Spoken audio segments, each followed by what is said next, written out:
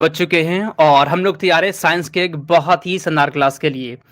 तो फ्रेंड्स, आप सभी कैसे हैं और आपका तैयारी कैसे चल रहा है, कमेंट करिए। उसके बाद हम लोग क्लास को स्टार्ट करेंगे। और आज की इस क्लास में आपके लिए फ्रेंड्स, आप सभी को बता दें कि टॉप 50 क्वेश्चन लेकर आए साइंस का, जो आपके एग्जाम के लिए बहुत ही ज़्यादा इंपॉर्टेंट है। ठीक है जी।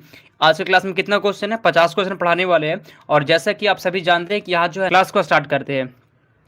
आज का फ्रेंड्स यहाँ पे पहला क्वेश्चन कहता है कि नाभि के अलावा कोशिका के किस कोशिकांग में डीएनए होता है। ठीक है जी। नाभि के अलावा जो है ना, कोशिका के किस कोशिका के अंग में डीएनए होता है। डीएनए किस में होता है ये पूछ रहा है आपसे। ठीक है, ठीक है ना। डीएनए किस में होता है जी? गोल्गी उपकरण में होता है, तारा केंद्र में होता है, लाइसोसोम में होता है, या फिर माइटोकॉन्ड्रिया में होता है। तो फ्रेंड्स पहला का आपका सही जवाब हो जाएगा। पता है किस में डीएनए होता है? फ्रेंड्स माइटोकॉन्ड्रिया में होता है। इस क्वेश्चन को हम बहुत बार आपको समझा चुके हैं। ठीक है, माइटोकॉन्ड्रिया में होता है फ्रेंड्स। पहला का डी यहाँ पे सही जवाब है। ठीक है, चलिए बहुत अच्छा, बिल्कुल सही जवाब है। आगे चलते हैं हम लोग। ठीक है, आगे चलते हैं फ्रेंड्स, अगले क्वेश्चन की बढ़ते हैं। दूसरा नंबर क्वेश्चन है कि प्राक्रमित कोशिका मृत्यु की कोशिकाओं और आणविक नियंत्रण को क्या कहते हैं। चलिए फ्रेंड्स, दूसरा का सही जवाब बताएंगे। ठीक है, चलिए दूसरा का सही जवाब क्या होगा? प्राक्रमित कोशिका मृत्यु की कोशिकाओं और आणविक नियंत्रण को क्या कहते हैं जी? आपका सही जवाब हो, पता है क्या कहते हैं फ्रेंड्स? एप्टॉप्सिन कहते हैं। ठीक है, ऑप्शन बी यहाँ पे सही, देख लीजिए इसको। ठीक है, एप्टॉप्सिस कहते हैं, याद कर लीजिएगा। आगे चलते हैं 3 नंबर क्वेश्चन की ओर चलते हैं हम लोग। मानव शरीर के कौन से अंग में लसिका कोशिकाएं बनती है? मानव शरीर, जो हम लोग का जो शरीर है, बॉडी है, इसमें फ्रेंड्स किस अंग में, ठीक है, किस अंग में जो है ना लसिका कोशिका बनता है? ठीक है, लसिका कोशिका किस अंग में बनता है? दीर्घ अस्थि में, यकृत में, तिल्ले में, या फिर किस में? कमेंट करिए फ्रेंड, तीसरा का यहाँ पे सही जवाब क्या होगा? ठीक है, कमेंट करिए। लसिका कोशिकाएं किस में बनती है जी? एमआर राणा, नासिन परवीन, खुशी सिंह, ठीक है, पंकज यादव, शोभा। कमेंट करिए आंसर क्या होगा इसका। सुन लीजिए, मानव शरीर के कौन से अंग में लसिका कोशिकाएं बनती है? फ्रेंड्स सही जवाब होगा, पता है किस में बनता है जी? तिल्ली में बनता है। तीसरा का डी यहाँ पे सही जवाब फ्रेंड्स। लसिका कोशिका की बात करें तो लसिका कोशिका किसे बनता है? तिल्ली में बनता है। ठीक है, याद कर लीजिएगा। ये सभी क्वेश्चन एग्जाम में पूछा गया है, अच्छे से ये सभी क्वेश्चन आपको याद होना चाहिए। ठीक है, और लाइक और शेयर जो है ना आप सभी को कर देना। आगे चलते 4 नंबर क्वेश्चन की ओर। डीएनए में नहीं पाया था फ्रेंड, डीएनए में नहीं पाया था एडेनिन, गुआनिन, यूरेसिल, या फिर इसमें से कोई नहीं। डीएनए में क्या नहीं पाया जाता है? कमेंट करिए, डीएनए में क्या नहीं पाया जाता है।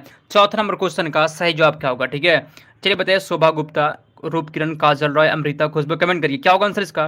क्वेश्चन यहाँ पे कह रहा ना कि डीएनए में नहीं पाया था फ्रेंड्स, याद करिए, पता है यूरेसिल नहीं होता है। ठीक है जी, डीएनए में यूरेसिल नहीं होता है। चौथा का सी यहाँ पे सही जवाब हो गया। जो भी क्वेश्चन को पढ़ा फ्रेंड्स, एग्जाम में क्वेश्चन पूछा गया तो अच्छे से याद करना। ठीक है, यूरेसिल में, डीएनए में यूरेसिल नहीं होता है। आगे चलते हैं 5 नंबर क्वेश्चन की ओर।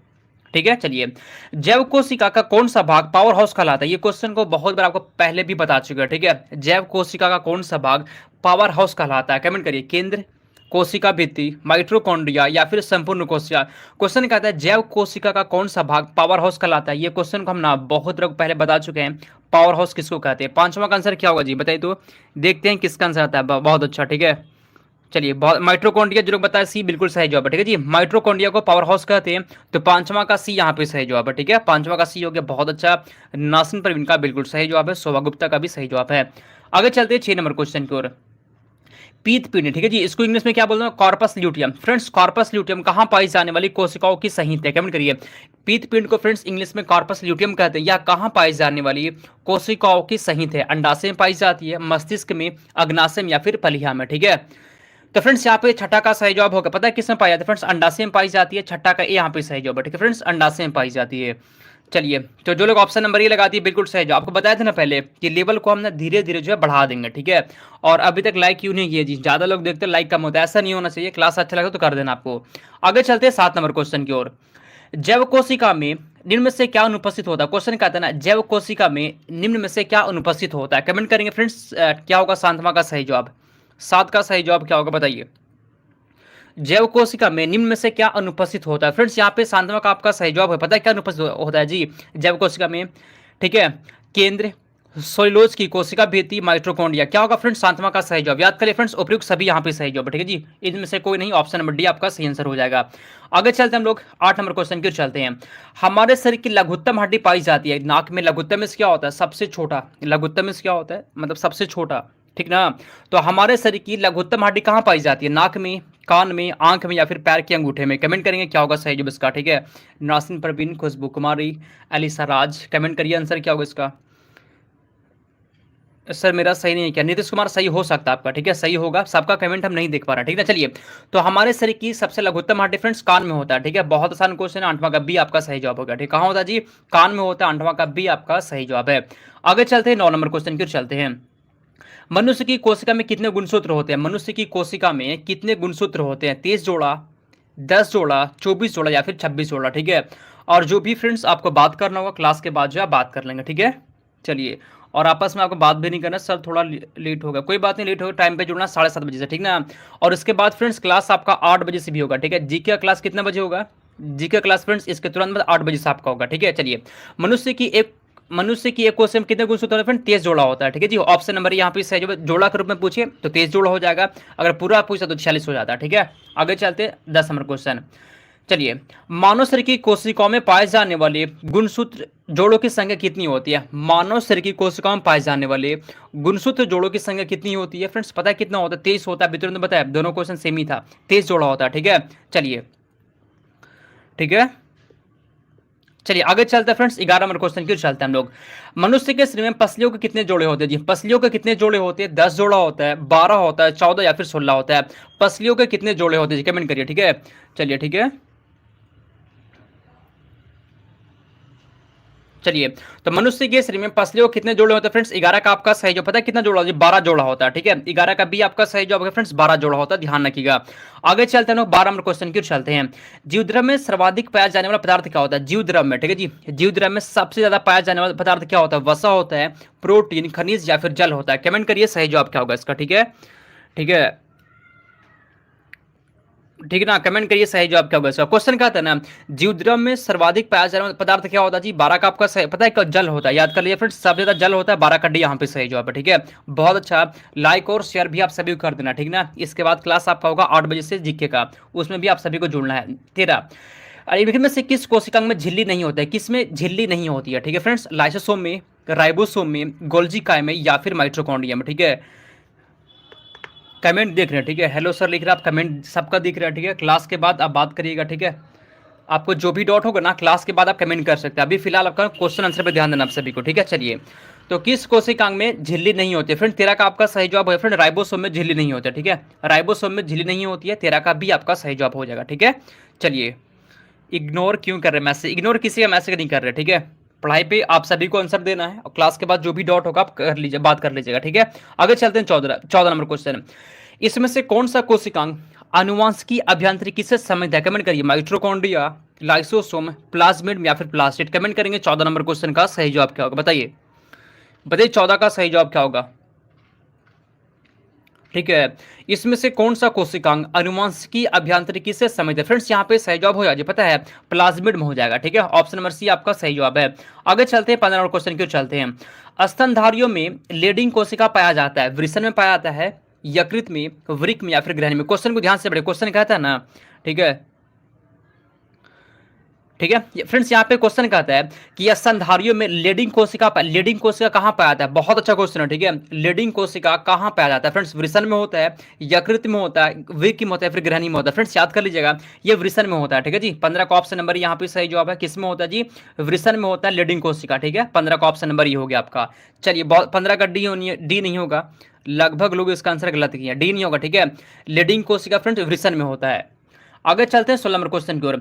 80% से अधिक सेल में पाया जाने वाला पदार्थ क्या होता है? चर्बी होता है, प्रोटीन, खनिज या फिर जल होता है, ठीक है फ्रेंड्स। कमेंट करिए, क्वेश्चन कहता है 80% से अधिक सेल में पाया जाने वाला पदार्थ क्या होता है फ्रेंड्स? 16 का देखते हैं किसका आंसर आता है, बताइए।